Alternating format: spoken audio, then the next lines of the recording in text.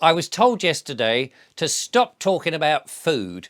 Apparently, you've all got it. You all understand that you've got to eat healthily and not going to the supermarket and having highly processed food, and don't eat the fruit and veg because it's actually been coated now with something and it sits on the shelf and it's been there for months and months and months, and all the nutrients and minerals and all the goodness that we need inside us has basically gone. And that if you eat the food, you probably aren't going to be as well and as healthy as you should be, and you'll end up having to go to the doctors, and then you'll get the prescriptions for some sort of medicine from Big Pharma with all the millions of side effects, including death.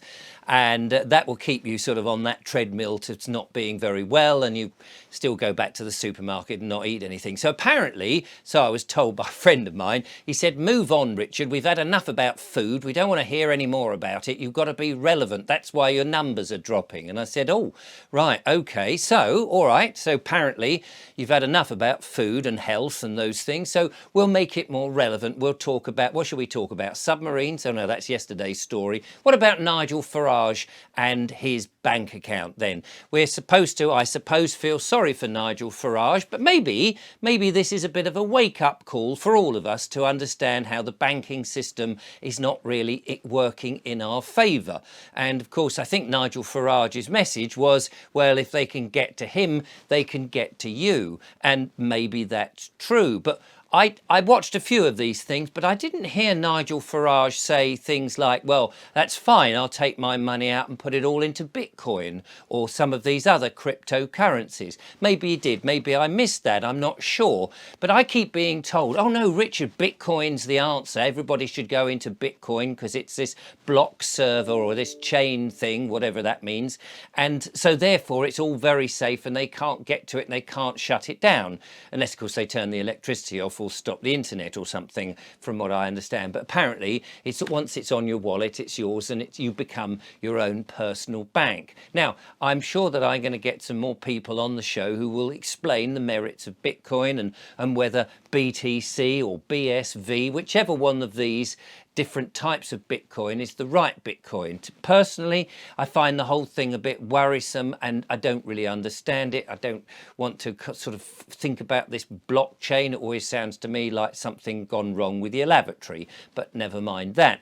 But Nigel Farage didn't say that he was just going to shove all the money into his Bitcoin, and so that wasn't a problem, which I guess if this was the magic solution, he could have said. But let's look at it more seriously, that if Nigel Farage can't get a bank account because perhaps he is one of those people who's saying all the wrong things that the establishment don't like, and may he continue to say all the wrong things that the establishment don't like, then I praise him. But it means that potentially people like myself and other YouTubers and other people who happens to say something that the establishment doesn't like could also have our bank accounts shut down. Now, I don't really understand what happens. What does that mean when they say we're going to shut your bank account? Does it mean that please come in on Thursday, here's a big suitcase with all the money, we'll give you back your money and we'll shut down the account? Well, I spoke to somebody yesterday and they said, no, it doesn't mean that at all. You don't actually get your money. It means they shut it down and they're not obliged to give you your money back.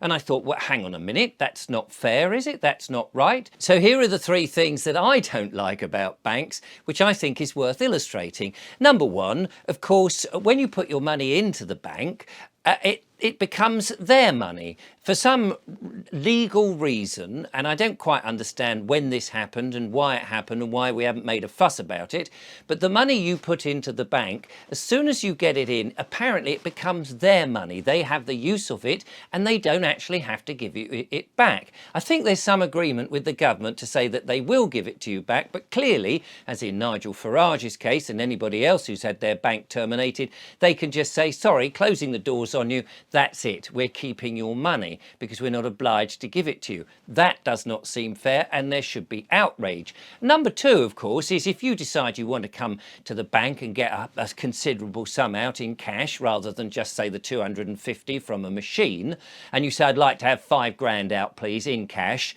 you have a whole third degree about what you're going to do with it and how you're going to spend it. In fact, somebody said to me that they wanted to get some money out, a similar sort of sum, come and they were told, well, we haven't got it here at the moment. Can you come back tomorrow? When they came back the next day, they had an hour's interrogation with the police. What have the police got to do with your money? You've worked hard, you put it into the bank. What have the police got to do with it? Oh, what are you going to do with that? Are you sure you're not giving it to somebody? Is that because we're just not using enough cash? Maybe we should be using more cash, and more people should go to the bank and demand to have their money out in cash. If more people were doing that, of course, and in considerable circumstances, perhaps the society, the banks, the government would go, oh, actually, people do like to use cash, we better let them do it. And why not? Because we are the people, we are the sovereign people, we are the ones that put the government in power. We must remember that.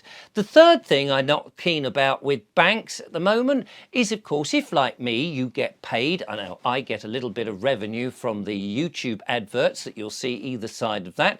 It's a very small percentage of each advert, but that it accumulates and then out comes some money. They don't give it to me by check, it just goes straight into my bank. If you're employed, the chances are these days, if you're on a regular employment, instead of having the money stuffed into a brown envelope and you can then dish it out to your partner or hand it out to the kids or put some in little tins for all the various bills that you've got, it gets paid straight into your bank. Well, that's really irritating if the bank then says you can't have it back because you want it back in cash. So there you are, you get paid your monthly wage, I don't know what that might be, let's just say for the sake of argument it's a couple of grand, and you go, oh, I've just been paid a couple of grand from the work all this month, I'd like to have that couple of grand back out please in cash so I can spend it because it's my money. And then you have an hour's conversation with the police saying, well, what are you going to spend it on? Well, I'm going to spend it on my gas, on my electricity, on my food, on buying clothes for my children, on my mortgage. What do you bloody well think I'm going to spend it on? I've earned it. But no, you can't just get your cash out like that. So there, I'm trying to stay relevant, ladies and gentlemen, because clearly you don't want to talk about food. One of my viewers, lovely viewer, sent me this. This is a gold coin. Heads or tails? Go on, heads or tails? Tails? Well, it just so happens to be heads, so I can get to keep it. It's probably worth about 30 quid in silver. This is, I think, 1 troy ounce of silver. The face value is £2, apparently, and it's got the Queen's face on it. Dear old beloved Queen. Yeah.